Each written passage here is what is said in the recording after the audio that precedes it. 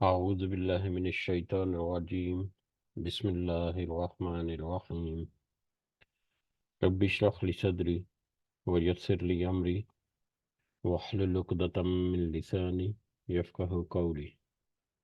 ربي يسر ولا تعسر وتمم بالخير. اللهم لا سهل إلا ما جعلته سهلا وأنت تجعل الحزن إذا شئت سهلا. اللهم انفعنا بما علمتنا وعلمنا ما ينفعنا وزدنا علما. اللهم صل على محمد وعلى آل محمد كما صليت على إبراهيم وعلى آل إبراهيم إنك حميد مجيد. اللهم بارك على محمد وعلى آل محمد كما باركت على إبراهيم وعلى آل إبراهيم إنك حميد مجيد. آمین یا رب العالمین.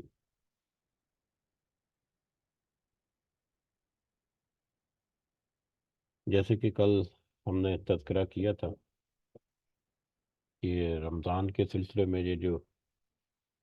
محمد اقبال کیلانی کی روزوں کے مسائل کے حوالے سے جو ان کی ایک کتاب ہے، جس کو ہم نے پچھلی اپنے 2 سبق میں کچھ تھوڑا سا وقت اس کے لیے مختص کیا تھا، تو اسی میں آج ہمارا حدیث کا ریگولر چیپٹر جو ہے اس کو سکپ کر کے آج کے دن کے لیے ہم کسی کے باقی کچھ موضوعات جو ہیں رمضان کے حوالے سے یا روزوں کے حوالے سے وہ ہم دیکھیں گے انشاءاللہ. تو اسی کی طرف بڑھتے ہیں. سب سے پہلے تو ہم اللہ کی حمد اور اس کا شکر اور اس کی تعریف کرتے ہیں جس نے ہمیں یہ وقت اور یہ مہلت عطا فرمائی، جس نے ہمیں یہ رزق، یہ سہولیات، یہ ہماری ضرورت کی جتنی چیزیں، یعنی انعام و اکرام اور فضل و کرم ہمارے اوپر کیا، اور خاص کر جس نے ہمارے دلوں میں یہ ڈالا کہ ہم اس بابرکت کلام کو سمجھنے کی کوشش کریں. اللہ تعالیٰ سے دعا ہے کہ اس کوشش میں ہمیں استقامت نصیب فرمائے، اس کے ذریعے سے اللہ تعالیٰ ہمیں صحیح سمجھ عطا فرمائے، سیدھے راستے پر چلتے رہنے کی توفیق عطا فرمائے، اپنے اور اپنے ساتھیوں کی اصلاح کرنے کی توفیق عطا فرمائے، اور اس دنیا کے ساتھ ساتھ آخرت کی بھلائی اور آخرت کا خاص فضل و کرم ہمارے شامل حال رکھے. آمین یا رب العالمین. اس سے پہلے ہم نے دیکھا کہ پچھلے 2 دن میں ہم نے اس کے جو کچھ موضوعات کور کیے ہیں، اس میں یہ روزے کی فرضیت، روزہ فرض ہے اور اس کی فضیلت اور اہمیت کیا ہے، اور قرآن مجید میں روزے جو ہیں اس کا کیا مقام ہے. چاند دیکھنے کے متعلقہ کچھ ہم نے مسائل جو ہیں وہ دیکھے تھے. روزے کی نیت جو ہے وہ کیسی ہے. روزہ کی نیت جو ہے وہ ایک دل کا ارادہ ہے، تو لہذا اس سے جڑے ہوئے کچھ عربی کے کچھ الفاظ یا کچھ کلمات جو کہ مشہور کر دیے گئے ہیں، ان کا حدیث اور سنت سے کوئی روایت ان سے ثابت نہیں ہے، تو لہذا ہمیں تھوڑی سی احتیاط برتنی چاہیے. دین کا حصہ سمجھ لینا کسی ایسے کلمات کو جو کہ دین نے ہمیں نہیں سکھائے، وہ ہمارے لیے کسی صورت بھی مناسب نہیں. بہرحال باقی دعائیں جو ہیں وہ انسان کرتا رہتا ہے، لیکن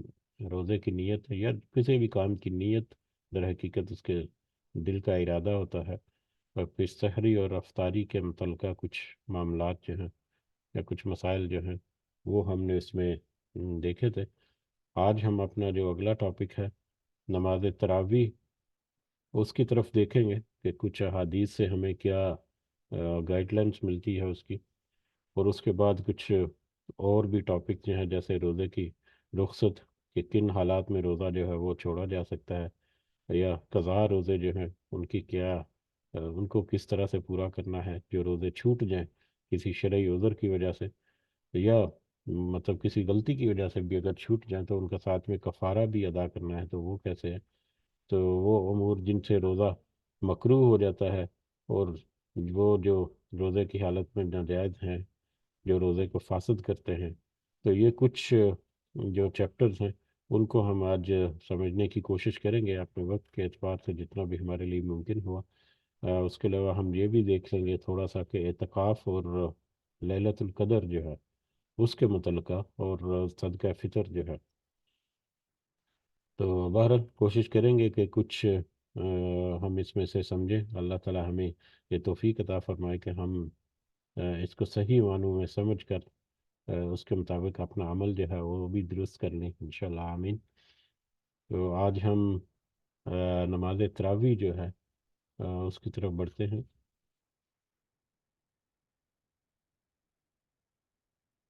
نماز تراویح ہاں، نماز تراویح دراصل ہمیں اس میں مل بھی جائے گا تھوڑا سا کہ تراویح کا لفظ جو ہے وہ عربک زبان میں نہیں آیا، یا عربی کی جو مطلب جو اصطلاح ہے وہ نہیں ہے۔ یہ در حقیقت اردو میں ہم نے ایک ٹرم جو ہے وہ ایجاد کر لی ہوئی ہے، جو کہ رمضان سے متعلقہ جو تہجد کی نماز جو ہے، یا رات کی نماز جو ہے اس سے متعلقہ، جس کو عربک میں یا حدیث میں قیام رمضان کی یا قیام اللیل کے ملتا ہے۔ قیام اللیل جو نبی کریم صلی اللہ علیہ وسلم کی روٹین کی رمضان کے علاوہ کی جو رات کی نماز تھی، جس کو ہم تہجد کی نماز کہتے ہیں، تو اس کو قیام اللیل کہتے ہیں۔ اور رمضان کے دوران وہی جو قیام اللیل ہے اس کو قیام رمضان کے نام سے مطلب ہمیں ملے گا حدیث میں بھی۔ لیکن جو تراویح کا ورڈ جو ہے وہ اکثر کہتے ہیں کہ تراویح جو ہے وہ تو ہے ہی نہیں مطلب کسی حدیث میں یا قرآن میں، تو لہٰذا تراویح جو ہے وہ مطلب اس طرح سے اس کی بات کر دیتے ہیں۔ تراویح ہمیں اپنی انڈرسٹینڈنگ کے لیے یا اپنی تسلی کے لیے ہمیں یہ سمجھ لینا چاہیے کہ یہ اردو میں ہم نے ایک ٹرم یوز کر رکھی ہے قیام رمضان کے بارے میں،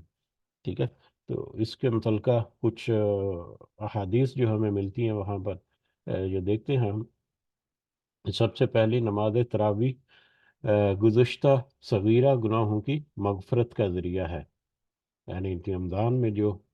تہجد یا قیام اللیل یا قیام رمضان کیا جاتا ہے، تو گزشتہ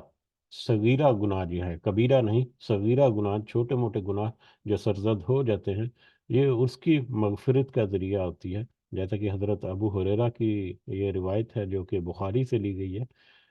جس میں انہوں نے کہا، حضرت ابو ہریرہ رضی اللہ عنہ نے کہا، نے روایت کیا ہے کہ رسول اللہ صلی اللہ علیہ وسلم نے فرمایا، جس نے ایمان کے ساتھ اور ثواب کی نیت سے رمضان میں قیام کیا، اس کے گزشتہ سارے گناہ معاف کر دیے جاتے ہیں۔ تو یہ بخاری کی روایت سے یہ صغیرہ گناہوں کے متعلقہ، جیسا کہ یہ ٹاپک سے ہمیں واضح ہوتا ہے۔ اور صغیرہ گناہ تو عام طور پر گناہ بھی ایسے ہوتے ہیں جو جانے انجانے میں ہو جائیں، کسی مطلب لا علمی کی وجہ سے ہو جائیں، یا کسی ایسے معاملے کی وجہ سے ہو جائیں، وگرنہ جان بوجھ کر کیے گئے گناہ، قصدن کیے گئے گناہ، یا قصدن گناہوں کو بار بار رپیٹ کرتے رہنا، چاہے وہ نیچر کے اعتبار سے چھوٹے ہی ہوں، تو وہ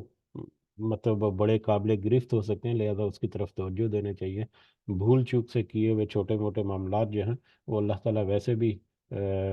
نماز سے اور دیگر اچھی جو نیکیاں ہیں ان سے مطلب اللہ تعالیٰ معاف کرتے رہتے ہیں۔ لیکن رمضان کی تراویح جو ہے وہ ایک بہت بڑا ذریعہ ہے، کیونکہ رمضان میں ہمیں پتہ ہے کہ اجر جو ہے وہ بھی کئی گنا زیادہ ملتا ہے عام دنوں سے۔ اس کے بعد ہم اگر دیکھیں تو قیام رمضان یا نماز تراویح باقی مہینوں میں تہجد یا قیام اللیل کا دوسرا نام ہے۔ تو لہذا ہم قیام رمضان یا نماز تراویح جو ہے، تراویح کا ورڈ جو ہے وہ اردو کی ٹرم ایک سمجھ لیں، قیام رمضان جو ہے وہ جیسے کہ عربک میں بھی ہم آگے ایک حدیث کا بھی ریفرنس ہم دیکھیں گے، تو ہم یہ اردو کی اصطلاح کر لیتے ہیں کہ رمضان میں قیام کرنا یا تراویح پڑھنا، اور ویسے تہجد سوری قیام اللیل جو ہے وہ اس کا صحیح نام جو ہمیں ملتا ہے۔ تو یہ ساری ایک ہی نمازیں ہیں۔ اس میں تھوڑا سا ایک مختلف رائے جو کچھ علماء کی ہے، جیسا کہ کل ذکر کیا تھا کہ علماء یقیناً اپنے جو علم ہے یا کتابیں ہیں یا جو مطلب ایک نیک نیتی کے ساتھ، خالص نیتی کے ساتھ بہت ساری تحقیق کر کے کسی نتیجے پر پہنچتے ہیں، تو مختلف علماء جو ہیں ان کی رائے جو ہے ایک دوسرے سے مختلف ہو سکتی ہے، لیکن سب کا احترام جو ہے ہمیں کسی نہ کسی طریقے سے کرنا چاہیے۔ ان کی اتنی کوشش، محنت جو ہے وہ یقیناً ہم سے کئی گنا زیادہ ہوتی ہے، وہ ہم سے زیادہ قابل ستائش ہے ان کی اسلام کے لیے خدمات جو ہیں۔ لیکن پھر بھی ہمیں اپنی تسلی جو ہے وہ بھی ضرور رکھنی چاہیے، کیونکہ جب تک ایک کسی کام کے اوپر دل کی تسلی نہ ہو اس وقت تک اس کا اطمینان اور اس کے بعد پھر امید جو صحیح معنوں میں بنتی ہے وہ بھی نہیں اس طرح سے پنپ پاتی۔ بہرحال قیام رمضان یا نماز تراویح جو ہے وہ دوسرے غیر رمضان میں جو تہجد یا قیام اللیل جسے ہم کہتے ہیں، یہ ایک ہی نماز ہے، ایک ہی چیز ہے۔ اس کے علاوہ نماز تراویح یا تہجد کی مسنون رکعتیں 8 ہیں، لیکن غیر مسنون رکعتوں کی تعداد کوئی حد نہیں ہے، جو جتنی چاہے وہ پڑھ سکتا ہے۔ اب اس میں بھی کچھ علماء جو ہے وہ اختلاف کرتے ہیں، اختلاف نہیں کہنا چاہیے، مختلف رائے ہے ان کی۔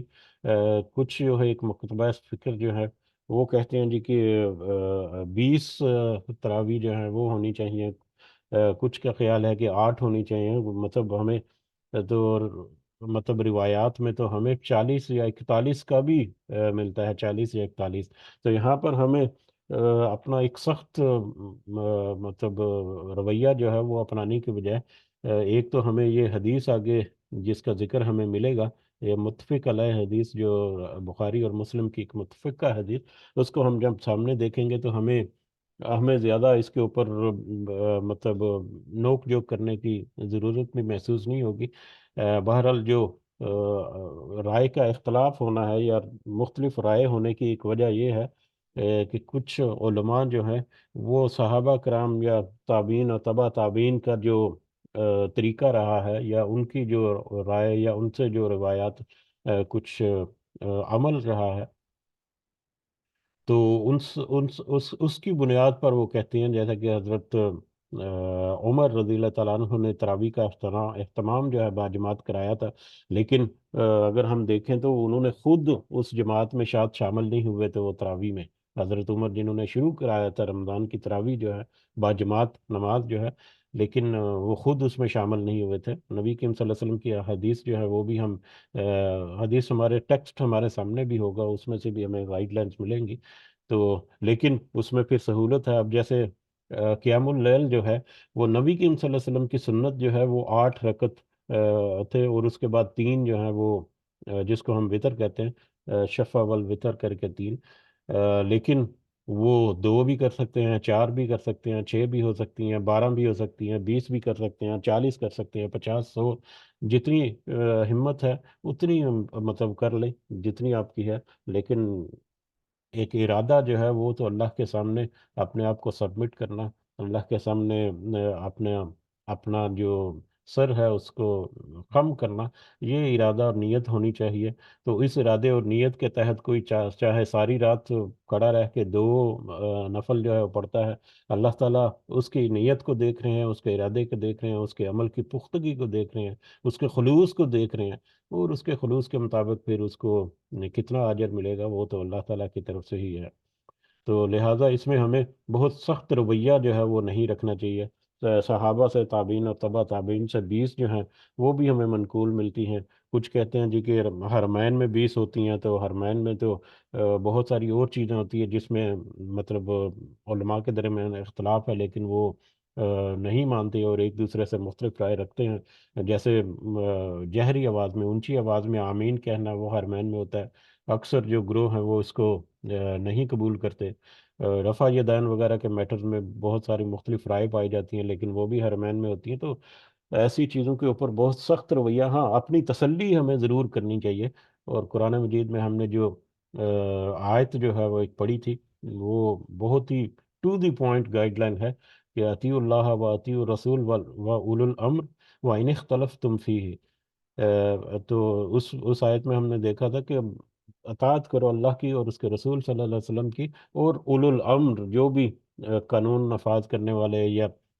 گائیڈ لائن دینے والے جو علماء وغیرہ بھی ہیں، مشائخ بھی اس میں، یا لوکل گورنمنٹ کے بھی جتنے ہیں، ان کے جو قوانین یا ان کی جو گائیڈ لائنز ہیں معاشرتی اپنے معاملات کو درست رکھنے کے لیے، امن و امان کے لیے، دیگر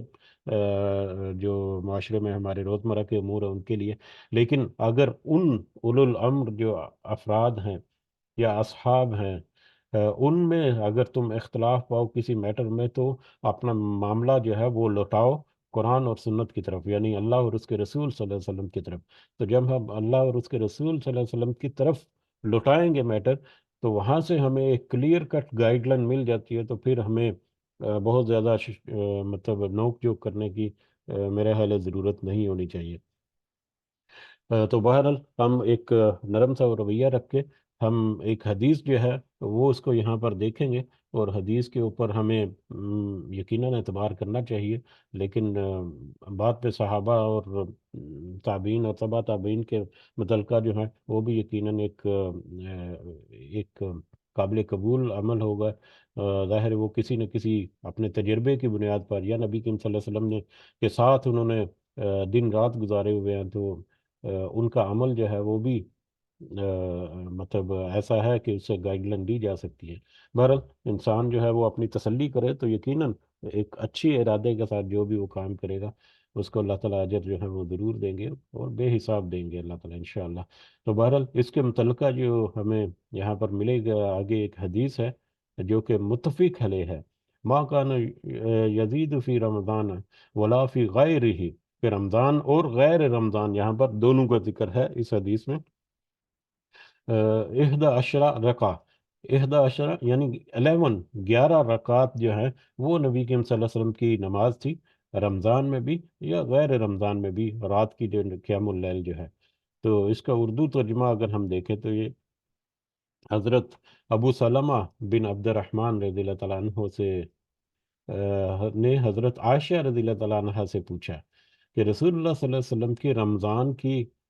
رات کی نماز جو ہے وہ کیسی تھی؟ ٹھیک ہے، تو حضرت عائشہ رضی اللہ تعالیٰ عنہ نے جواب دیا کہ رسول اللہ صلی اللہ علیہ وسلم رمضان میں رات کی نماز، یعنی جس کو ہم نماز تراویح کہتے ہیں، یا غیر رمضان کی رات کی نماز جس کو ہم تہجد کہتے ہیں، 11 رکعتوں سے زیادہ نہیں پڑھتے تھے۔ حضرت عائشہ رضی اللہ تعالیٰ عنہ نے کہا کہ نبی کریم صلی اللہ علیہ وسلم چاہے رمضان ہو چاہے غیر رمضان ہو، رات میں جو قیام اللیل کرتے تھے یا رات میں جو قیام کرتے تھے وہ 11 رکعتوں سے زیادہ نہیں پڑھتے تھے، 4 رکعتیں پڑھتے تھے، 4 رکعتیں پڑھتے، اور اس کے طول و حسن کا کیا کہنا ہے، یعنی کس قدر وہ خوبصورت انداز سے اور کس قدر وہ طوالت سے، یعنی طویل لمبا قیام کرنا جو ہے اس میں، اور رکوع اور سجود جو ہے وہ بھی نسبتاً اچھے اور لمبے ہوتے تھے، اور خاص کر قیام جو ہے وہ لمبا اس کا ان کا۔ تو 4 رکعتیں پہلے پڑھتے، ان کے طول و حسن کا کیا کہنا، پھر 4 رکعتیں پڑھتے، یعنی 4 رکعتیں پڑھ کر تھوڑا سا وقف کرتے ہیں، تھوڑا سا مطلب مطلب تھوڑی دیر کے لیے رکنا، جیسا کہ یہ جہاں پر 8 تراویح ہوتی ہیں مسجدوں میں، وہاں پر اس چیز کا اہتمام یہاں پر گلف میں تو ہے ہی، آئی تھنک کہ پاکستان میں بھی شاید ہوگا کہ 4 رکعت پڑھ کے وہ 2 4 منٹ کے لیے کوئی تھوڑا سا رکتے ہیں وہ، اور اس کا فائدہ اٹھاتے ہوئے وہ پھر تھوڑا سا ڈسکس کر لیتے ہیں کوئی ٹاپک جو ہے وہ 2 4 6 منٹ کے لیے۔ بہرحال 4 رکعتیں پڑھتے اور ان کے طول و حسن کا کیا کہنا، پھر 4 رکعتیں پڑھتے جن کے طول و حسن کا کیا کہنا، طول و حسن کا کیا کہنا، پھر 3 رکعت وطر ادا فرماتے۔ تو یہ بخاری اور مسلم کی ایک متفق روایت ہے، جس میں واضح طور پر ہمیں پتہ چلتا ہے کہ چاہے رمضان ہو چاہے غیر رمضان ہو، نبی کریم صلی اللہ علیہ وسلم کی جو نماز تھی رات کی قیام اللیل جو تھا وہ 11 رکعت ٹوٹل تھی، 8 رکعت نفل تھے اور 3 رکعت اس میں وطر تھے۔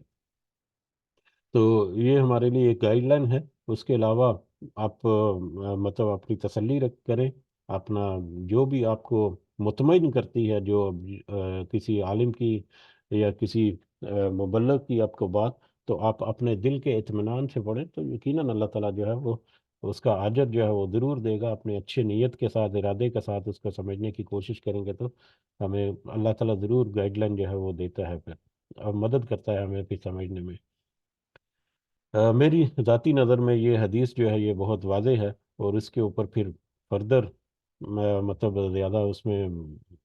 کنفلکٹ جو ہے وہ پھر نہیں کرنا چاہیے۔ بہرحال اس سے آگے بھی اگر بڑھیں، نماز تراویح کا وقت جو ہے وہ عشاء سے لے کر طلوع فجر تک ہے، یعنی نبی کریم صلی اللہ علیہ وسلم جو ہے وہ قیام اللیل رات کا جو پہلا پہر ہے اس میں بھی تھا، دوسرا پہر بھی، اور تیسرے پہر میں بھی ہمیں ان کی قیام اللیل کی جو مطلب سنت جو ہے وہ ہمیں ملتی ہے۔ بہرحال عشاء کے وقت کے سے لے کے طلوع فجر تک، صبح فجر کی نماز ہونے سے پہلے تک۔ اسی طرح سے نماز تراویح 2 2 رکعت کر کے پڑھنا افضل ہے، یعنی ویسے تو نفل نماز جو ہے وہ کہتے ہیں کہ 4 رکعت کر کے بھی، 4 4 کر کے، لیکن 2 2 رکعت کر کے جتنے نفل نوافل جو ہیں وہ 2 2 رکعت کر کے پڑھنا جو ہے وہ افضل ہے، بلکہ یہ سنت موقدہ جو ہیں، جیسے کہ ظہر کی 4 سنت موقدہ ہیں پہلے، سے پہلے، فرض سے پہلے، اور 2 بعد میں ہیں، تو وہ جو 4 ہیں ان کو بھی 2 2 کر کے پڑھنا جو ہے وہ صحیح ہے، لیکن 4 بھی پڑھ سکتے ہیں، لیکن خاص کر نوافل کے متعلقہ کہ وہ 4 رکعت جو ہے نا، وہ سوری 2 2 رکعت کر کے پڑھنا جو ہے زیادہ بہتر ہے۔ اسی طرح وطر جو ہے اس کی 1 رکعت الگ سے پڑھنا بھی مسنون ہے۔ وطر کے متعلقہ بہت سارے اس میں کچھ ٹاپکس جو ہیں وہ آئیں گے، ان میں سے ایک آدھ ہم دیکھیں گے، باقی آپ ضرور دیکھنا چاہیں تو دیکھ لیں۔ وطر کے متعلقہ بھی بہت ساری مختلف رائے ہیں، لیکن اس کی جو ایک ٹو دی پوائنٹ رائے یہ ہے کہ وطر کے 3 رکعت پڑھیں یا 5 پڑھیں، 3 رکعت خاص کر جب ہوں تو اس کو مغرب کی نماز سے مشابہت جو ہے نا، اس نبی کریم صلی اللہ علیہ وسلم نے کہا کہ مغرب کی نماز سے مشابہت نہیں ہونی چاہیے، اور مغرب کی نماز جو ہے وہ 2 تشہد اور 1 سلام کے ساتھ ہوتی ہے، ٹھیک ہے، 2 دفعہ اس میں تشہد پہ بیٹھنا ہے اور تیسری رکعت کے بعد 1 دفعہ سلام پھیرنی ہے، تو اس طرح سے 3 رکعت جو وطر ہے اس کو پڑھنے کا جو زیادہ صحیح کہتے ہیں وہ یہ ہے کہ یا تو 1 تشہد اور 1 سلام کے ساتھ، یعنی 2 رکعت کے بعد واپس کھڑے ہو جائیں، تیسری رکعت کے بعد ایک ہی تشہد اور پھر 1 سلام کر لیں، یا دو دو تشہد اور 2 سلام کے ساتھ ہونا چاہیے، یعنی 2 رکعت پڑھ کے سلام پھیر کے پھر تیسری رکعت وطر پڑھ کے پھر اس کی سلام پھیریں، تو اس طرح سے کر کے مغرب کی نماز سے تھوڑا سا مختلف ہونا چاہیے اسے، اور اس کے علاوہ جو دعائے قنوت جو ہے، قنوت وطر جو ہے، وہ بھی چاہے وہ تیسری رکعت میں رکوع جانے سے چاہے پہلے پڑھ لیں سورہ فاتحہ اور کچھ قرآن کی تلاوت کرنے کے بعد، یا رکوع سے اٹھنے کے بعد پڑھ لیں، دونوں طرح سے رائے جو ہیں ان میں ملتی ہیں ظاہر ہے۔ بہرحال وطر کے متعلقہ بھی کچھ احادیث میں اس میں مل جائیں گی آپ کو، وہ آپ بعد میں بھی دیکھ بھی سکتے ہیں۔ اس کے بعد رسول اللہ صلی اللہ علیہ وسلم نے صحابہ کرام کو صرف 3 دن نماز تراویح با جماعت پڑھائی۔ نماز تراویح جو ہے وہ نبی کریم صلی اللہ علیہ وسلم نے صحابہ کرام کو با جماعت صرف 3 دن پڑھائی، اور اس کے ساتھ ہی خواتین جو ہیں وہ بھی نماز تراویح مسجد میں جا کر ادا کر سکتی ہیں۔ ان دونوں چیزوں کی جو ایکسپلینیشن ہے ہمیں وہ اس حدیث میں ملے گی۔ اب دیکھیں اس قدر اختلاف ہیں، پتہ نہیں اللہ تعالیٰ ہمیں محفوظ رکھے، اس قدر ہونے چاہیے یا نہیں، لیکن پھر بھی ہم مطلب کوئی اللہ تعالیٰ سے یہی ہمیں امید ہے کہ جو بھی اختلاف کرتے ہیں وہ اپنے کسی علم کی بنیاد پر، اور یقیناً ان کا علم جو ہے وہ ہم سے زیادہ ہوگا، لیکن کچھ چیزیں جو ہیں وہ سادی سادی سی ہمیں نظر بھی آ جاتی ہیں، تو خواتین کا مسجد میں جانا اور مسجد میں اعتکاف وغیرہ یا مسجد میں جا کر نماز پڑھنا جو ہے وہ ایک مکتبہ فکر جو ہے وہ اس کی بالکل ہی مخالفت کرتا ہے۔ تو بہرحال ہم یہ حدیث جو ہے اس کا ہم اردو ترجمہ یہاں پر دیکھتے ہیں، یہ ترمذی کی روایت ہے، جس میں حضرت ابو ذر رضی اللہ تعالیٰ عنہ سے مروی ہے، انہوں نے کہا ہم نے رسول اللہ صلی اللہ علیہ وسلم کے ساتھ روزے رکھے، نبی کریم صلی اللہ علیہ وسلم نے ہمیں تراویح کی نماز نہیں پڑھائی، اور یہاں تک کہ رمضان کے 7 دن باقی رہ گئے، اور 23ویں رات، یعنی 7 دن باقی رہ گئے رمضان کے، اور 23ویں رات کی 1/3 گزر جانے کے بعد، یعنی 1/3 رات گزر گئی جب، تو اس گزر جانے کے بعد نبی کریم صلی اللہ علیہ وسلم نے ہمیں نماز تراویح پڑھائی، با جماعت نماز انہوں نے پڑھائی۔ پھر رسول اللہ صلی اللہ علیہ وسلم نے 24ویں یعنی 23ویں رات کو انہوں نے نماز تراویح پڑھائی، 1/3 رات گزر جانے کے بعد، پھر رسول اللہ صلی اللہ علیہ وسلم نے 24ویں شب کو نماز تراویح نہیں پڑھائی، 24ویں کو سکپ کر دیا، پھر 25ویں شب کو آدھی رات گزر جانے کے بعد نبی کریم صلی اللہ علیہ وسلم نے نماز تراویح پڑھائی۔ ہم نے کہا جب وہ 25ویں رات کو جب انہوں نے تراویح پڑھائی، تو ہم نے کہا یا رسول اللہ صلی اللہ علیہ وسلم، کیا ہی اچھا ہو کہ اگر آپ رمضان کی باقی راتوں میں بھی ہمیں نفل نماز پڑھائیں۔ تو نبی کریم صلی اللہ علیہ وسلم نے فرمایا جس نے امام کے فارغ ہونے تک امام کے ساتھ قیام کیا، یعنی نماز تراویح با جماعت ادا کی، اس نے گویا ساری رات کے قیام کا ثواب لکھا جائے گا، اس کے لیے ساری رات کے قیام کا ثواب لکھا جائے گا۔ یہ نبی کریم صلی اللہ علیہ وسلم نے امام کے ساتھ یعنی با جماعت نماز تراویح ادا کرنے کا کی جو فضیلت ہے اس کا ایک ذکر کر دیا یہاں پر، ٹھیک ہے، تو کہ اس کا یہ ہے کہ اس کے لیے ساری رات کے قیام کا ثواب لکھا جائے گا، جتنی بھی دیر امام کے ساتھ وہ کھڑا ہو کر باجماعت نماز ادا کی۔ بہرحال پھر رسول اللہ صلی اللہ علیہ وسلم نے ہمیں نماز تراویح نہیں پڑھائی، پھر سے مراد پہلے 23ویں کو پڑھائی، 24واں سکپ کیا، 25ویں کو پڑھائی، پھر نہیں کی، یعنی 26ویں کو انہوں نے پھر نہیں پڑھائی تراویح۔ پھر نبی کریم صلی اللہ علیہ وسلم نے ہمیں تراویح نہیں پڑھائی حتیٰ کہ 3 روز باقی رہ گئے، چنانچہ آپ صلی اللہ علیہ وسلم نے ہمیں تیسری مرتبہ 27ویں شب تراویح پڑھائی، تیسری دفعہ جو ہے وہ 27ویں رات کو پھر انہوں نے تراویح پڑھائی۔ یہ 3 دن جو ہے، یہ 3 دن بھی مسلسل نہیں تھے، بلکہ 23واں تھا، 25واں تھا، اور پھر 27ویں شب تھی، جس میں اپنے اہل و عیال کو بھی شامل کیا، یعنی اپنی فیملی کے افراد جو تھے نبی کریم صلی اللہ علیہ وسلم کے، ان کو بھی ساتھ تراویح میں، یعنی ڈیفینیٹلی مسجد میں باجماعت نماز ہوئی تو وہ پھر ان کو بھی ساتھ آپ نے شامل کیا، یہاں تک کہ ہمیں فلاح کے ختم ہونے کا ڈر ہوا۔ میں نے ابو ذر سے پوچھا کہ فلاح کیا ہے؟ حضرت ابو ذر نے فرمایا سحری، یعنی رات کو پھر آخری پہر میں انہوں نے تیسری نماز، جو تیسری دفعہ جب تراویح باجماعت ادا کروائی، اس میں پھر اپنے ان کے اہل و عیال بھی شامل تھے، تو وہ بھی اتنی لمبی تھی کہ مطلب جو سحری کا وقت ہے وہ قریب آ لگا، کہ صحابہ کہتے ہیں ہمیں یہ ڈر ہوا کہ کہیں سحری کا وقت ہی ختم نہ ہو جائے، اتنی انہوں نے پھر جو ہے آخری وقت تک پھر انہوں نے نماز تراویح پڑھائی۔ تو یہ حدیث جو ہے یہ ہمیں بہت ساری ہمارے جو پوائنٹس ہیں وہ ہمارے مائنڈ میں اس کو کلیئر کرتی ہے۔ اس کے علاوہ کچھ اور روایات سے ہمیں پتہ چلتا ہے کہ نبی کریم صلی اللہ علیہ وسلم نے فردر ایکسپلین کیا اسے کہ کیوں انہوں نے مطلب باقاعدہ پورے مہینے کا انتظام نہیں کیا، کہ ان کو یہ ڈر تھا، نبی کریم صلی اللہ علیہ وسلم نے کہا کہ مجھے یہ ڈر تھا، یعنی تمہاری صحابہ کی تمہاری یہ رغبت دیکھ کر اور اس نماز سے محبت دیکھ کر مجھے یہ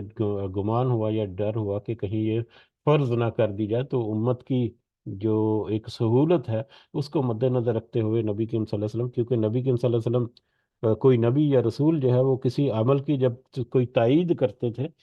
تو وہ بھی اللہ تعالیٰ کی طرف سے کئی دفعہ فرض ہو جاتی، بہت سارے میٹر جو ہیں ویسے ملتے ہیں، تو اسی وجہ سے نبی کریم صلی اللہ علیہ وسلم نے امت کی سہولت کے لیے اس کو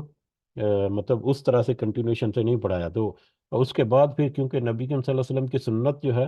اس میں بہت ساری گائیڈ لائن بھی ہمیں ملتی ہیں، تو بعد میں باجماعت کا اہتمام کیا، اور پھر پورے پورے رمضان کا قیام جو ہے اس کا اہتمام کیا، تو وہ بھی پھر ایک اچھی نیت کے ساتھ۔ لیکن یہ کہہ دینا کہ اگر تراویح نہیں پڑھی تو روزہ ہی نہیں ہوگا، یا تراویح جو ہے فرض ہو گئی ہے، تو اس سے تھوڑا سا اجتناب کرنا چاہیے۔ ہاں، اپنے ارادہ اور نیک نیتی جو ہے وہ ضرور رکھیں،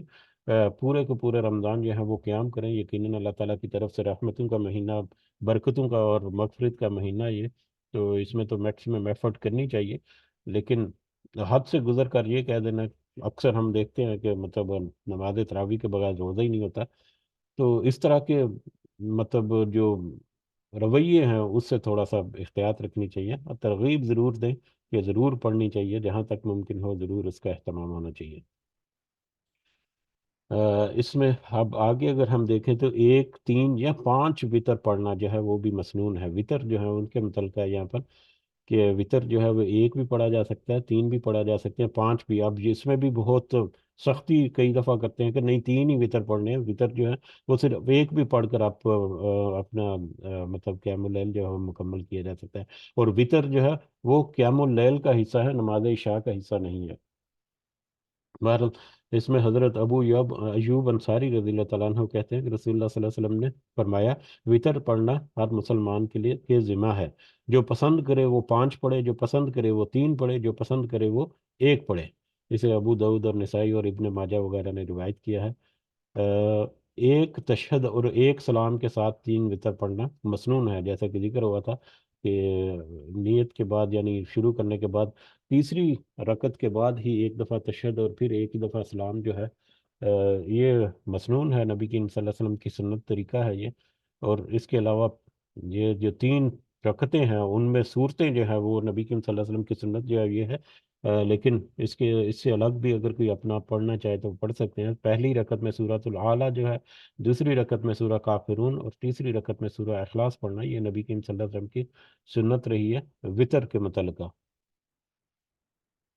اور اہم اس میں یہ ہے کہ نماز مغرب کی طرح 2 تشہد اور ایک سلام سے 3 وطر ادا کرنا درست نہیں ہے، جس طرح سے نماز مغرب پڑھی جاتی ہے اس طرح سے مطلب کرنا وہ سنت نہیں یا درست نہیں، تو لہذا اس میں تھوڑا سا ہمیں احتیاط برتنی چاہیے۔ اور اس کے علاوہ وطروں میں دعائے قنوت جو ہے وہ رکوع سے قبل یا بعد دونوں طرح پڑھی جا سکتی، تیسری رکعت میں چاہے رکوع سے پہلے پڑھ لیں چاہے رکوع سے بعد پڑھ لیں۔ اور دعائے قنوت جو ہے جو نبی کریم صلی اللہ علیہ وسلم نے حسن بن علی رضی اللہ تعالیٰ عنہ کو پڑھائی تھی، اس کے الفاظ ہمارے سامنے درج ہیں، یہ آپ کو ایک دفعہ دیکھ لیں کہ اللہ مہدنی فی من ہدیت وعافنی فی من عافیت وتولنی فی من تولیت وبارک لی فی ما آتیت وقنی شر ما قضیت فإنک تقضی ولا یقضى علیک انہ لا یذل من والیت ولا یعز من عادیت تبارک ربنا وتعالیت۔ تو یہ ترمذی اور ابو داؤد اور نسائی اور ابن ماجہ وغیرہ کی روایت ہے۔ تو یہ ہمیں الفاظ، اس کے علاوہ اور بھی کچھ مسنون دعائے قنوت جو ہیں وہ ہمیں ملتی ہیں، تو آپ اس کو دیکھ سکتے ہیں، یا حسن المسلم جو کتاب ہے اس میں بھی بڑی تفصیل کے ساتھ یہ ساری دعائیں جو ہیں وہ ہمیں ملتی ہیں۔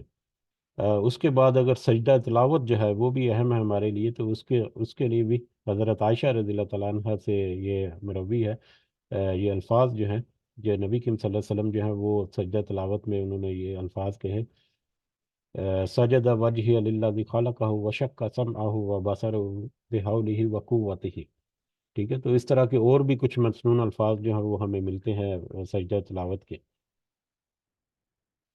فرض نمازوں کے علاوہ نفل نمازوں میں قیام قرآن کریم سے دیکھ کر تلاوت کرنا جائز ہے۔ فرض نمازوں کے چھوڑ کر، یعنی نفل نوافل جب ہیں، اور قیام اللیل جو ہے یا قیام رمضان جو ہے یا تراویح جو ہے یہ نوافل ہیں در حقیقت، تو ان تراویح کے دوران چاہے کوئی امامت امام کرا رہا ہے یا پیچھے مقتدی اس کو سن رہا ہے، تو یا اکیلے بھی اگر آپ نماز پڑھیں اور آپ لمبی قرات کرنا چاہتے ہیں اور کوئی صورتیں وغیرہ یاد نہیں ہیں، تو پھر قرآن مجید سے دیکھ کر بھی مطلب اس کی تلاوت کی جا سکتی ہے قیام کے دوران میں۔ ٹھیک ہے، اس کے علاوہ نفلی عبادت میں جب تک شوق اور رغبت رہنا چاہیے، تکلیف یا تھکاوٹ محسوس ہو تو چھوڑ دینا چاہیے۔ اب نفلی عبادات جو ہیں اس میں سب سے زیادہ جو اہمیت دی جاتی ہے وہ قیام کو دی جاتی ہے، لمبے قیام، طول قیام کو۔ تو طول قیام مطلب جو تو مطلب اس چیز کے عادی ہوتے ہیں، وہ تو اس کے لیے کرتے ہیں، اہتمام ہو جاتا ہے، لیکن میرے جیسے جو کمزور عمل والے افراد ہیں وہ پھر تھوڑا سا تھک تھک بھی جاتے ہیں بیچ میں۔ تو اپنی نیت کو خالص اور اچھا رکھنے کے لیے یہ ایک بہت اچھی ایک رعایت یا ایک سہولت جو ہے وہ ہمیں ملتی ہے کہ شوق اور رغبت کو برقرار رکھنے کے لیے اگر تھکاوٹ یا اس طرح کی تنگی محسوس ہو تو تھوڑی دیر سستا لینا یا تھوڑا سا آرام کر لینا، یا اس کو اگر آپ چھوڑ بھی دیں دوسرے دن کے لیے رکھیں، لیکن آپ کی یہ اکتاہٹ جو ہے وہ اس میں نہ آ جائے۔ کئی دفعہ ایسا ہوتا ہے کہ مطلب اکتاہٹ آ جاتی ہے، یا وہ جو ہے وہ پھر ایک منفی رجحان جو ہے وہ پیدا کرنے کی طرف لے جاتی ہے۔ تو لہذا ایسی کوشش کرنی چاہیے، ایک اول تو پوری اچھی نیت کے ساتھ جو کام کریں ڈیفینیٹلی اس میں پھر شوق کی وجہ سے ایک اس کا جو رہتا ہے اس کے ساتھ لگاؤ جو ہے وہ رہتا ہی ہے، لیکن پھر بھی اگر اس طرح کا معاملہ ہو تو اس میں پھر تھوڑا سا آرام کر لینا یا تھوڑا سستا لینا یا تھوڑا سا ایسا کرنا کہ آپ کے جو اپنی جو طبیعت ہے اس میں نیگیٹیوٹی نہ آئے اس عمل کے متعلق۔ تو یہ بھی ایک اہم نقطہ بھی ہے اور ایک بڑی اہم سہولت بھی ہے ہمارے لیے میسر ہے۔ تو عبادت میں اعتدال پسندی جو ہے وہ بھی ہونی چاہیے، جیسا کہ حضرت انس رضی اللہ تعالیٰ عنہ سے روایت ہے، رسول اللہ صلی اللہ علیہ وسلم نے فرمایا، نفل نماز اپنی طبیعت کی خوشی اور شوق کے مطابق پڑھو۔ نفل نماز اپنی طبیعت کی خوشی اور شوق کے مطابق پڑھو، جب تک طبیعت تھک جائے تو بیٹھ جاؤ۔ یہ بخاری اور مسلم کی روایت ہے۔ تو یہ اس کا مقصد یہی ہے کہ آپ کی نیگیٹیوٹی آپ میں اکتاہٹ جو ہے وہ بعد میں مطلب راستہ پھیر دینے کی طرف چلی جاتی ہے، کہ ایک دن جو ہے بڑی سختی کے ساتھ بڑا مشکل سے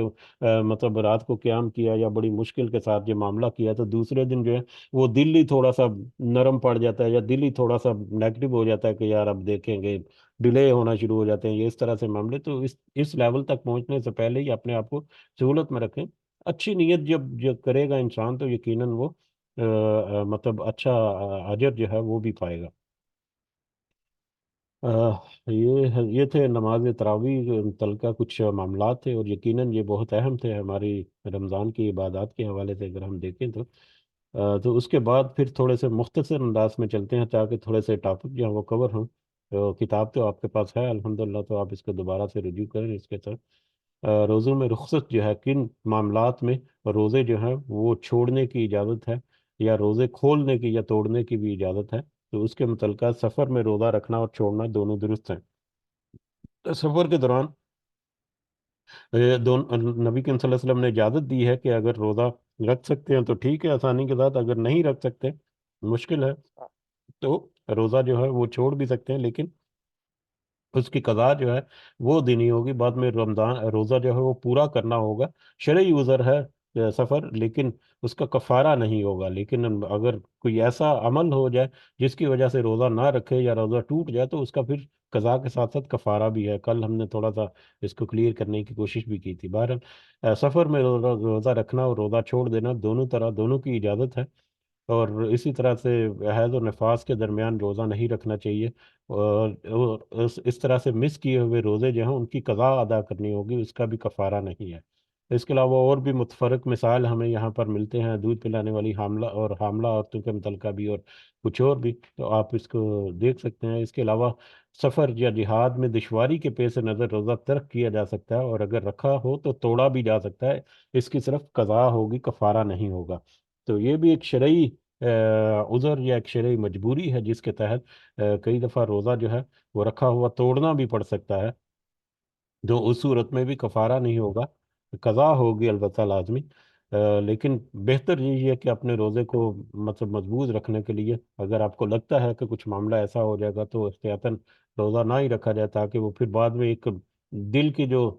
میٹر ہے، جو دل کا جو ایک بے چینی ہے وہ بھی ہوتی ہے کہ میں نے اس طرح سے ہو گیا اور روزہ ٹوٹ گیا یا میرے سے ہو نہیں سکا. تو اس سے بہتر ہے کہ پھر بندہ اپنے دل کے اطمینان کو اپنے ساتھ رکھے، جیسا کہ حضرت عبداللہ بن عباس رضی اللہ تعالیٰ عنہما سے ہے. نبی کریم صلی اللہ علیہ وسلم رمضان کے مہینے میں مکہ کی طرف چڑھائی کے ارادے سے نکلے، یعنی کہ لشکر لے کر. جب مقام قدید پر پہنچے تو آپ نے روزہ توڑ دیا اور لوگوں نے بھی روزہ توڑ دیا. تو ایک واقعہ اس طرح سے، یہ ایک شرعی طور پر اس طرح سے، کیونکہ اس کی اجازت ہے، نبی کریم صلی اللہ علیہ وسلم نے مرحمت فرمائی ہے اس کی. اب بڑھاپا یا ایسی بیماری جس کے ختم ہونے کی توقع نہ ہو، اس کی وجہ سے روزہ رکھنے کی بجائے فدیہ ادا کیا جا سکتا ہے. فدیہ کا ایک روزہ کا فدیہ جو ہے ایک مسکین کا 2 وقت کا کھانا کھلانا ہے. تو اگر کسی بیماری کی وجہ سے یا کسی بڑھاپے کی وجہ سے یا کسی ایسی وجہ سے جو کہ مستقل ہو، جس سے پر لگے کہ اب یہ جو ہے اس کی وجہ سے نہ ہی اس رمضان میں روزے یا پورا رمضان جو ہے وہ روزے نہیں رکھ سکے، اگلے رمضان بھی ہو سکتا ہے نہ رکھ سکے، کچھ ایسا بڑھاپا بھی آ جاتا ہے، کچھ ایسے معاملات ہو سکتے ہیں. ادروائز تو ایسی مجبوری میں چھوڑے ہوئے روزے جو ہیں ان کی قضا کی جا سکتی ہے. لیکن ایسا لگے کہ شاید بعد میں بھی موقع ملتا ہے کہ نہیں ملتا کہ یہ روزے پورے کر سکتے ہیں یا نہیں کر سکتے، تو اس صورت میں پھر فدیہ ادا کر دینا جو ہے وہ بہتر ہے. اور فدیہ جو ہے تو وہ ایک مسکین کو 2 وقت کا کھانا کھلانا جو ہے وہ ایک روزے کا فدیہ ہے. ٹھیک ہے. یہ حضرت ابن عباس سے روایت ہے، بوڑھے آدمی کو روزہ نہ رکھنے کی رخصت دی گئی ہے، لیکن وہ ہر روزے کے بدلے ایک مسکین کو 2 وقت کا کھانا کھلائے اور اس پر کوئی قضا نہیں ہے. اگر وہ فدیہ ادا کر دے گا تو اس کے اوپر اس کی قضا بھی نہیں ہوگی، لیکن اگر وہ فدیہ ادا نہیں کرے گا تو اس کی قضا جو ہے وہ ضرور کوشش کرنی چاہیے. اسی طرح سے اگلی یہ حضرت جابر بن عبداللہ سے مروی ایک حدیث جو ہے، رسول اللہ صلی اللہ علیہ وسلم نے فرمایا، دوران سفر لوگوں کا ہجوم دیکھا تو لوگ ایک آدمی پر سایہ کیے ہوئے تھے. رسول اللہ صلی اللہ علیہ وسلم نے پوچھا کیا بات ہے؟ تو لوگوں نے عرض کیا کہ روزہ دار ہے. کوئی ایک مسافر تھا جس نے روزہ رکھا ہوا تھا، اور اس حدیث سے سچویشن سے لگتا ہے کہ شاید وہ نڈھال ہو گیا ہوگا یا اس کی کنڈیشن ایسی ہوگی جس کی وجہ سے لوگوں نے اس کے اوپر سایہ کیا ہوا تھا. تو جب نبی کریم صلی اللہ علیہ وسلم نے پوچھا تو لوگوں نے بتایا کہ روزہ دار ہے. تو آپ صلی اللہ علیہ وسلم نے ارشاد فرمایا، دوران سفر اس حالت میں روزہ رکھنا نیکی نہیں ہے. یعنی اس طرح سے اپنے آپ کو مشکل میں ڈال کر روزہ رکھنا کہ آپ خود اس قدر تکلیف میں آ جائیں اور آپ کے ساتھی جو آپ سے محبت کرتے ہیں وہ بھی پریشان ہو جائے، تو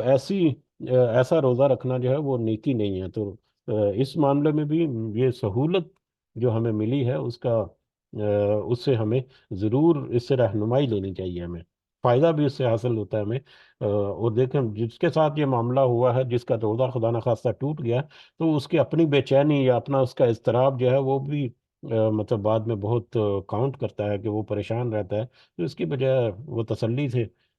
بعد میں جو قضا کرے اس کو، یا فدیہ دے، یا جیسا بھی معاملات ہوں۔ قضاء روزوں کے متعلقہ اگر ہم دیکھیں تو فرض روزے کی قضا آئندہ رمضان سے پہلے ادا کی جا سکتی ہے، یعنی چھوٹے ہوئے روزے جو ہیں رمضان کے بعد شوال میں بہترین طریقہ ہوتا ہے پہلے 6 روزے جو ہیں وہ شوال کے رکھیں، تاکہ پوری ایک سال کا روزوں کا اجر ملے، اور اس کے بعد شوال کے مہینے کے اندر اندر ہی، یا اس کے بعد بھی جب بھی وقت ملے، لیکن اگلا جو شعبان ہے، شعبان کا مہینہ ایکچولی پچھلے روزوں کی قضا کا دوسرا بہترین مہینہ ہے، جس میں مطلب اگر کوئی روزے قضا ہونے سے رہ گئے قضا، تو وہ اس میں پورے کیے جا سکتے ہیں۔ فرض روزوں کی قضا متفرق طور پر یا لگاتار دونوں طرح سے جائز ہے، یعنی 2 3 4 5 6 اگر روزے چھوٹے ہوئے ہیں تو اس میں آپ ایک ایک کر کے رکھیں، ایک رکھ لیا، 2 4 دن کے بعد، ہفتے کے بعد دوسرا رکھ لیا، یا مسلسل جتنے روزے چھوٹے ہیں وہ سارے ایک ساتھ ہی رکھ لیں، دونوں طرح سے یہ ہو سکتا ہے۔ اسی طرح سے مرنے والے کے قضا روزے اس کے وارث کو رکھنے چاہیے، اگر کوئی مرنے والا، یہ اس کی فرضیت کی طرف دیکھیں کس قدر اہم اشارہ ہے، کہ جو فوت شدہ ہے اگر اس کے ذمہ کوئی قضا روزے تھے، فرض روزے کوئی قضا اس کے باقی رہ گئے تھے، تو اس کے وارث جو ہیں ان کو چاہیے کہ وہ روزے جو ہیں وہ پورے کرے۔ اگر اس کے وارثوں کو پتا ہے کہ ان کے کسی بزرگ کو، یا ان کے کسی جو بھی مطلب تھا، تو اس کے کچھ روزے جو ہیں وہ باقی ہیں، تو اس کے قضا جو ہے ان کو پورا کرنا چاہیے، جیسا کہ حضرت عائشہ رضی اللہ تعالیٰ عنہ نے کہا، رسول اللہ صلی اللہ علیہ وسلم نے فرمایا، جو شخص مر جائے اس پر فرض روزے رکھنے باقی ہوں تو اس کا وارث اس کی طرف سے قضا روزے رکھے، یہ بھی بخاری اور مسلم کی متفق حدیث ہے۔ اسی طرح سے نفلی روزے رکھنے کی قضا ادا کرنی واجب نہیں ہے۔ نفلی روزہ جو ہے وہ کبھی بھی رکھا جا سکتا ہے، کسی بھی دن رکھا جا سکتا ہے۔ عام طور پر جمعہ جو ہے، جمعے کو نہیں مطلب پریفر کیا جاتا، لیکن جو مسلسل اگر کوئی روزے رکھیں یا ایام بید وغیرہ کے آ جائیں تو وہ پھر جمعے کو بھی ہو سکتا ہے۔ تو اس کے علاوہ کچھ اور ہیں آپ کو اس بک میں مل جائیں گے کہ وہ کون سے دن ہیں جن میں روزہ نہیں رکھنے چاہیے، عیدین کے دن وغیرہ ہیں۔ تو بہرحال نفلی روزہ اگر چھوٹ جائے، یا اس کو اگر چھوڑ دیا، نیت کی لیکن رکھا نہیں، تو اس کی قضا نہیں ہے، پھر واجب نہیں ہے۔ اسی طرح سے اگر بادل کی وجہ سے روزہ قبل از وقت افطار کر لیا، لیکن بعد میں یقین ہو گیا کہ سورج غروب نہیں ہوا تھا، یا اس صورت میں قضا واجب ہوگی، یعنی بادل کی وجہ سے، یا کوئی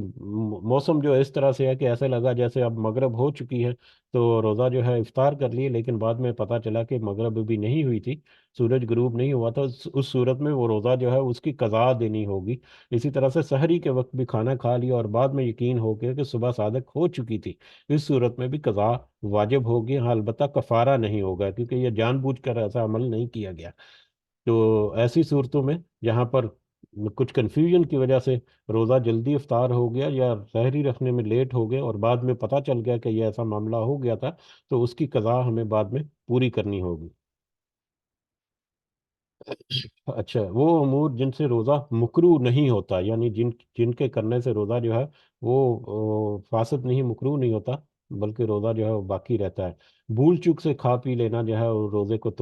نہ تو توڑتا ہے اور نہ ہی وہ مکروہ کرتا ہے، کیونکہ نبی کریم صلی اللہ علیہ وسلم کی حدیث ہے کہ جب کوئی بھول کر کھا پی لے تو اپنا روزہ پورا کرے، کیونکہ اسے اللہ نے کھلایا ہے۔ تو بھول کر کھا پی لینا جو ہے اس سے روزہ ٹوٹتا نہیں ہے، اور نہ ہی وہ مکروہ ہوتا ہے، آپ کو روزہ باقی رہے گا۔ اسی طرح سے مسواک کرنا جو ہے اس سے بھی روزہ مکروہ نہیں ہوتا۔ گرمی کی شدت سے سر میں پانی ڈالنا یا اس طرح کے معاملات، حضرت ابن عبداللہ ابن عباس جو ہیں اور حضرت اکرمہ رضی اللہ تعالیٰ عنہما سے روایت ہے،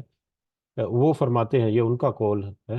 کہ روزہ کسی چیز کے جسم میں داخل ہونے سے ٹوٹتا ہے، جسم سے خارج ہونے سے نہیں ٹوٹتا، یہ ان کا قول ہے، یا وہ فرماتے ہیں، یہ حضرت عبداللہ بن عباس اور حضرت اکرمہ، جو ظاہر ہے وہ نبی کریم صلی اللہ علیہ وسلم کے ساتھی تھے،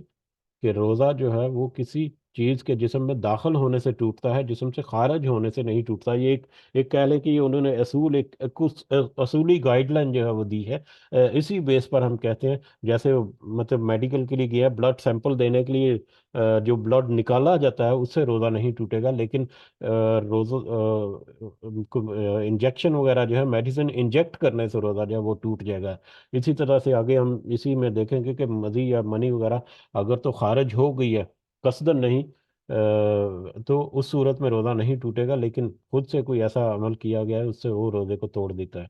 تو اسی طرح سے ہنڈیا کا ذائقہ چکھنا، تھوک نگلنا یا مکھی کے حلق میں چلے جانے سے روزہ مکروہ نہیں ہوتا۔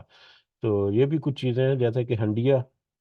کا چکھنا جو ہے اس کے متعلقہ بھی ہمیں حدیث ہے، باقی بھی آپ دیکھ سکتے ہیں کہ روزہ دار ہنڈیا یا کسی دوسری چیز کا ذائقہ چکھ لے تو کوئی حرج نہیں ہے، اور یہ ذائقہ چکھنا بھی پورا نگل کر پورے نوالے کی طرح، اس سے احتیاط ہے، اس میں فردر جو کچھ روایات سے ہمیں ملتی ہے، لیکن اس کا طریقہ ہمیں پتہ ہے کہ زبان کے اوپر رکھ کر اس کا ٹیسٹ جو ہے وہ آ جاتا ہے، اس کے بعد پھر کلی کر لینا اور یا تھوک دینا اس کو، تو اس طرح سے ذائقہ بھی چکھا جاتا ہے اور روزہ بھی محفوظ رہتا ہے بہرحال۔ اگر کسی پر غسل فرض ہو لیکن دیر سے اٹھے تو سحری کھا کر غسل کر سکتا ہے، البتہ کھانا کھانے سے پہلے قبل وضو کر لینا چاہیے۔ یہ بھی ایک اہم مسئلہ ہے کہ اگر غسل فرض ہو لیکن صبح اٹھنے میں دیر ہو گئی، بہتر تو یہی ہے کہ غسل کر کے سوئے یا صبح جلدی اٹھ کر غسل ہو جائے، لیکن اگر کوئی ایسا معاملہ ہو گیا تو وضو کر کے سحری وغیرہ کھا کر اس کے بعد پھر نماز فجر سے پہلے پہلے غسل کر کے، فرض غسل جو ہے وہ کر کے، تو پھر باقی معاملات جو ہیں وہ چل سکتے ہیں۔ اس کے بارے میں ایک حدیث بھی ہے ہمیں ملتی ہے حضرت عائشہ رضی اللہ تعالیٰ عنہا سے، رسول اللہ صلی اللہ علیہ وسلم حالت جنابت میں کھانا یا سونا چاہتے تو پہلے نماز کی طرح وضو فرما لیتے تھے۔ تو یہ بھی ایک اہم ہے، ایون کہ سونا بھی اگر ہو جنابت کے بعد، تو پھر نماز کی طرح سے وضو کر لینا چاہیے۔ روزے میں پچھے لگوانا جس کو کپنگ وغیرہ کہتے ہیں، وہ جائز ہے، کیونکہ اس سے بلڈ جو ہے وہ نکالا جاتا ہے، کچھ بھی جسم کے اندر انجیکٹ نہیں کیا جاتا۔ آ، ہم، اس کے بعد دیکھیں اگر کہ وہ امور جن سے روزے کی حالت میں جائز نہیں ہے، غیبت کرنا، جھوٹ بولنا، گالی دینا، لڑائی جھگڑا، یہ وہ ایسے کوئی بھی معاملہ جو ہے رمضان روزے کے دوران نہیں کرنا چاہیے۔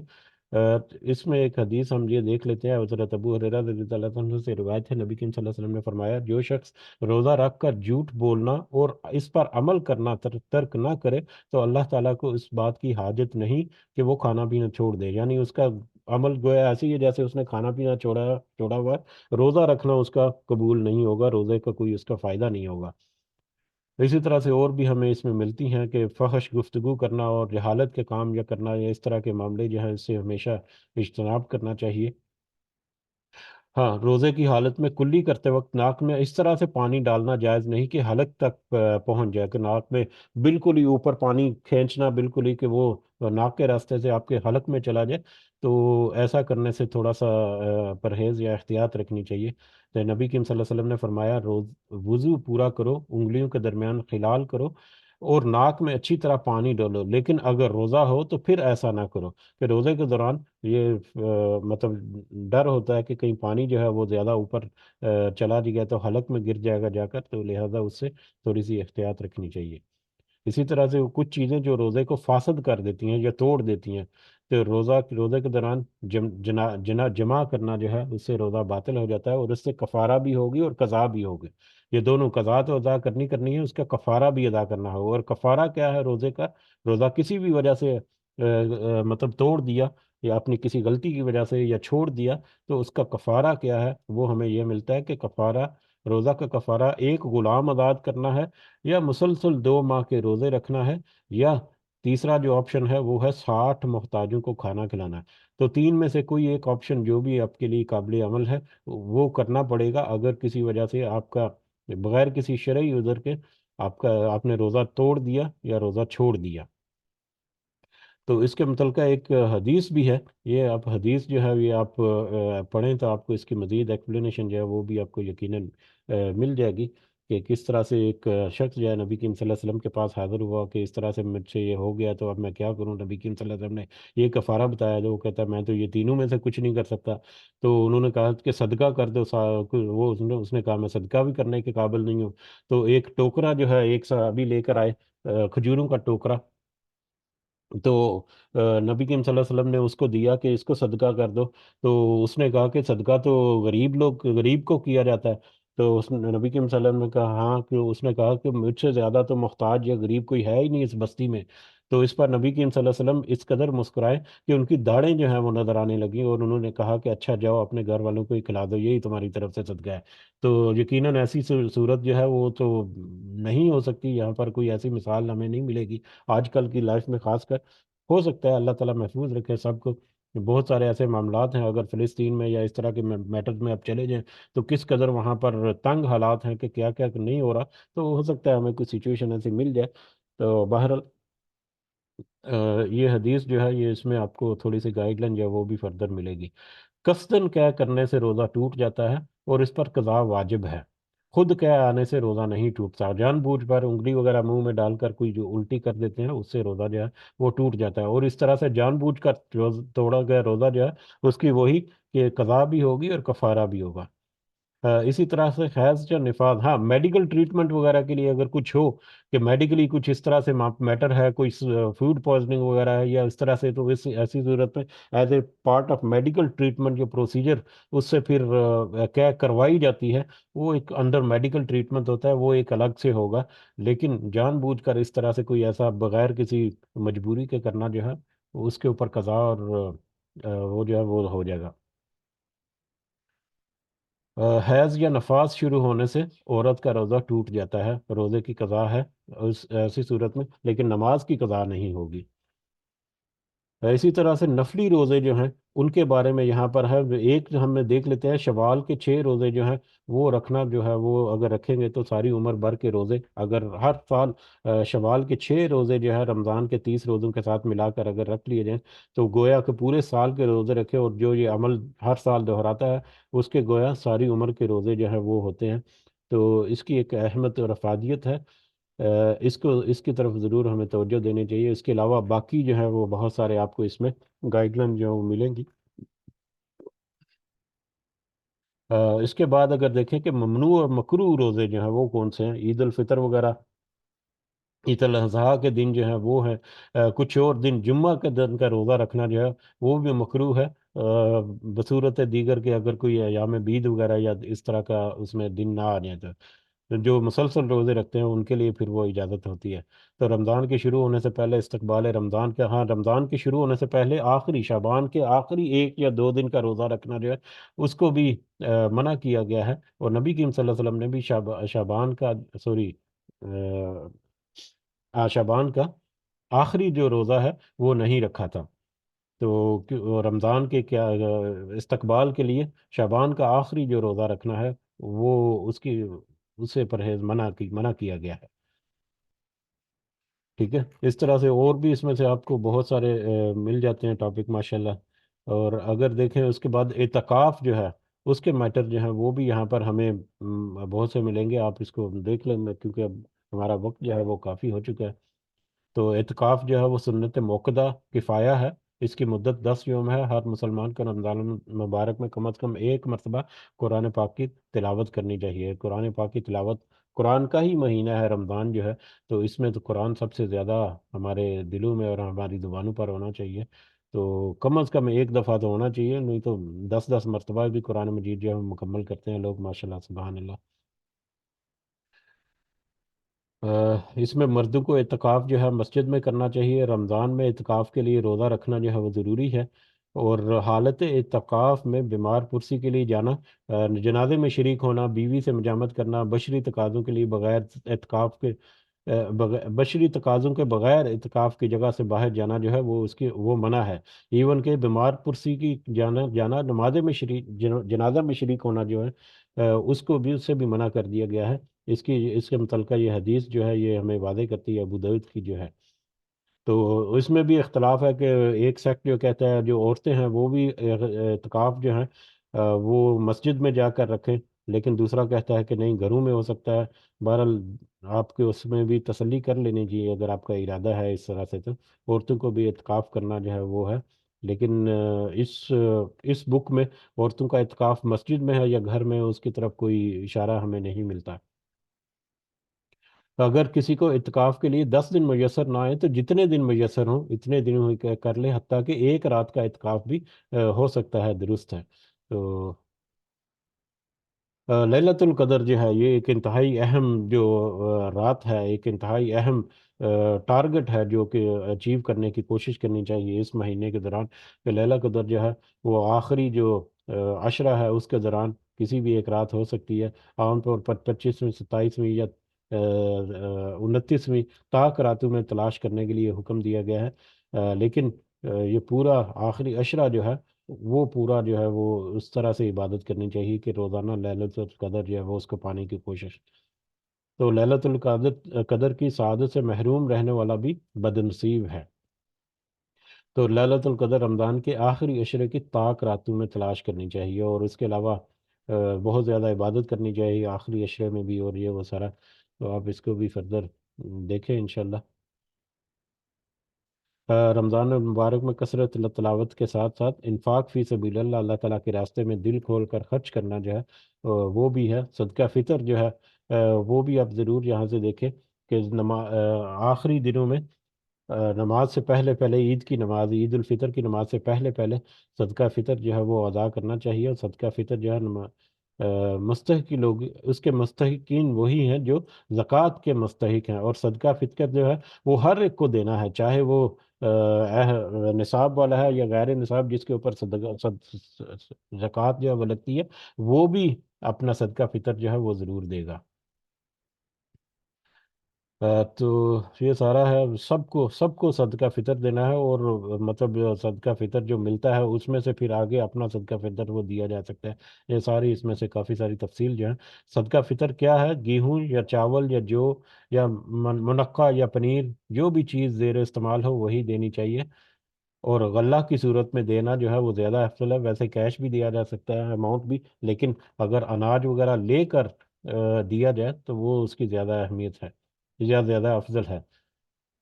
صدقہ فطر ادا کرنے کا وقت جو ہے آخری روزہ افطار کرنے کے بعد شروع ہوتا ہے۔ صدقہ فطر کب ادا کرنا چاہیے؟ آخری روزے کو افطار کرنے کے بعد شروع ہوتا ہے، لیکن عید سے 1 دن یا 2 دن پہلے بھی ادا کیا جا سکتا ہے، کیونکہ کچھ ارینجمنٹ اگر کرنی ہے یا جس کو دینا ہے اس کو،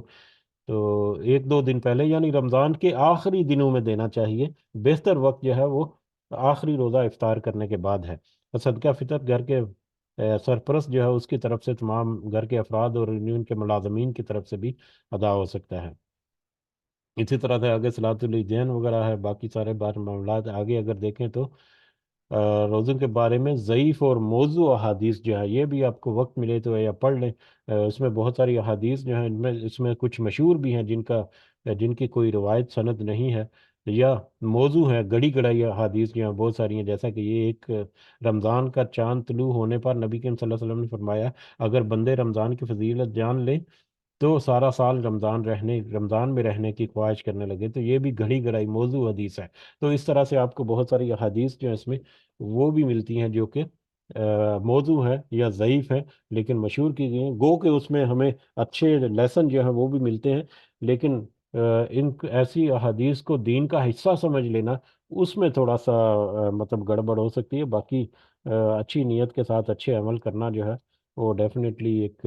اچھائی کی طرف ہے۔ بدعت سے ہمیں ضرور احتیاط رکھنی چاہیے کہ کہیں کوئی ایسا معاملہ نہ ہو جائے کہ بدعت کا معاملہ، کیونکہ بدعت کرے گا جو بھی کرے گا اسلام میں، دین میں جو بھی اضافہ کرے گا، تو وہ یقیناً مطلب آگ جو ہے اس کا مسئلہ کہ یہ بہت سخت اس کے لیے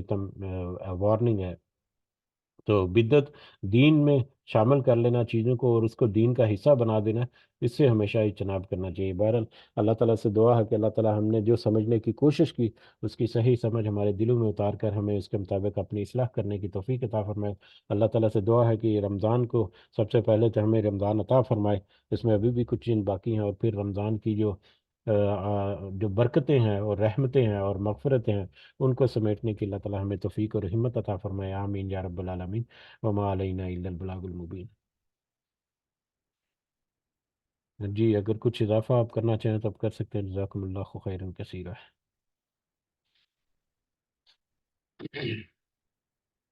اس کے بعد اب انشاءاللہ رمضان کے بعد ہماری مجلس ہوگی، رمضان کے آخری دنوں میں یا عید کے بعد انشاءاللہ گروپ میں اناؤنس کر دیا جائے گا۔ تو رمضان میں آپ اپنی اپنی عبادات رکھیں، مجھ جیسی ناچیز چیز جو ہے اس کے لیے بھی ضرور دعائیں کریں، ایک دوسرے کے لیے بھی۔ اللہ تعالی ہم سب کے روزے جو ہیں ان کو قبول کرے، ہماری کوشش جو ہے اللہ تعالیٰ ان کو قبول کرے، ہمیں ریاکاری سے ہم کو دور کر دے اللہ تعالیٰ، اور ہمیں جو بھی ہم عمل کریں وہ ہماری نیت جو ہے اس کو اللہ تعالیٰ مضبوط کرنے میں ہماری خاص مدد اور ہماری خاص رہنمائی کریں، اور دیگر معاملات میں بھی اللہ تعالیٰ ہمارے عمل جو ہیں ان کو قبول فرمائے، اور اس کا اجر دنیا میں بھی اللہ تعالیٰ عطا فرمائے، اور آخرت میں تو خاص کر اللہ تعالیٰ ہمیں بہترین اجر جو ہے اس کا حقدار پر ٹھہرائے، آمین یا رب العالمین۔